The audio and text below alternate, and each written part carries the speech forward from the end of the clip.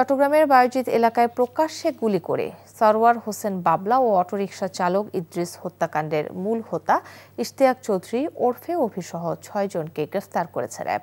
উদ্ধার করা হয়েছে বিদেশি পিস্তল, গুলি সহ বিভিন্ন সরঞ্জাম। দুপুরে চট্টগ্রামে র্যাব ৭-এর সংবাদ সম্মেলনে এ তথ্য জানানো হয়। এর আগে গত রাতে শহরের বিভিন্ন এলাকায় অভিযান চালিয়ে ইশতিয়াক চৌধুরী ওরফে অভিসহ ৬ জনকে গ্রেফতার করে র্যাব। সংবাদ সম্মেলনে জানানো হয়, সাম্প্রতিক সময়ে রাউজান উপজেলায় সন্ত্রাস সৃষ্টি এবং একাধিক গুলি চালানোর ঘটনায় তাদের গ্রেফতার করা হয়। গ্রেফতারকৃতরা সরওয়ার হোসেন বাবলা হত্যা, এরশাদ উল্লাহর উপর হামলা এবং রাউজানে চলমান সন্ত্রাসী কর্মকাণ্ডে জড়িত।